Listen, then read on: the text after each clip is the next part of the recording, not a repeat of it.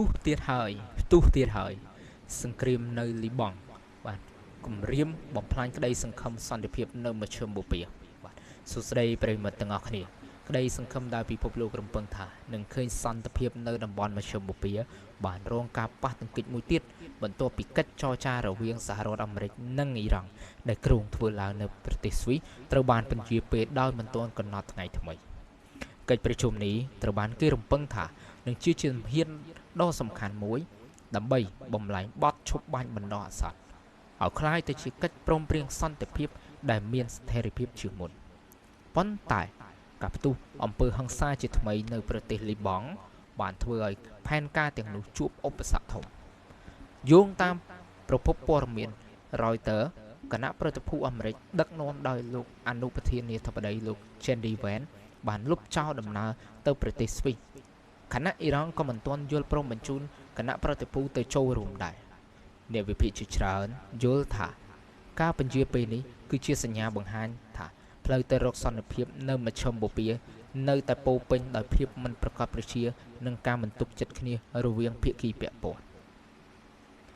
មូលហេតុដែលធ្វើឲ្យកិច្ចចរចាត្រូវពន្យាលពេលគឺការប្រយុទ្ធគ្នាកាន់តែខ្លាំងឡើងរវាងអ៊ីស្រាអែលនិងក្រុម Hezbollah នៅភាគខាងត្បូងប្រទេសលីបង់តាមសេចក្តីរាយការណ៍ការវាយប្រហាររបស់អ៊ីស្រាអែលបានបណ្ដាលឲ្យមនុស្សជាច្រើនស្លាប់និងរបួសខណៈក្រុម Hezbollah ក៏បានបើកការវាយប្រហារតបតវិញដែរដែលបានសម្លាប់ទាហានអ៊ីស្រាអែលចំនួន4នាក់អ៊ីរ៉ង់ដែលជាសម្ព័ន្ធមិត្តសំខាន់របស់ Hezbollah បានបញ្ជាក់ថាការបញ្ឈប់ការប្រយុទ្ធនៅលីបង់គឺជាលក្ខខណ្ឌចាំបាច់មួយមុននឹងបន្តការចរចាជាមួយអាមេរិកក្រោយការចរចាតាមរយៈមជ្ឈការរបស់អាមេរិកកាតានិងអ៊ីរ៉ង់ភាគីអ៊ីស្រាអែលនិង Hezbollah បានយល់ព្រមលើបទឈប់បាញ់មួយទោះជាយ៉ាងណាភាគីទាំងសងខាងនៅតែចោទប្រកាន់គ្នាទៅវិញទៅមកថាបានរំលោភបទឈប់បាញ់ស្ថានភាពនេះបានធ្វើឲ្យមនុស្សជាច្រើនបារម្ភថាបើមានការប្រយុទ្ធឡើងវិញនោះកិច្ចព្រមព្រៀងសន្តិភាពទាំងមូលអាចនឹងដួលរលំ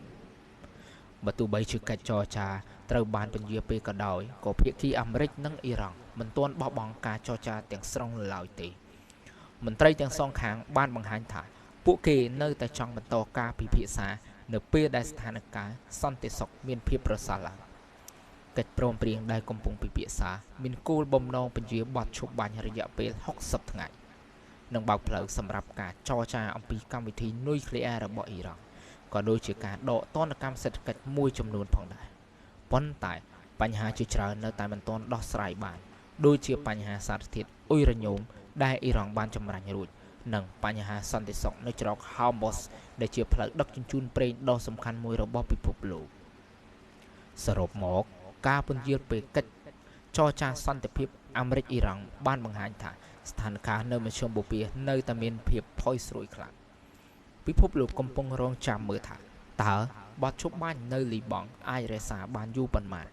និងថាតើកិច្ចចរចាថ្មីនឹងអាចនាំទៅរកសន្តិភាពពិតប្រាកដឬក៏អត់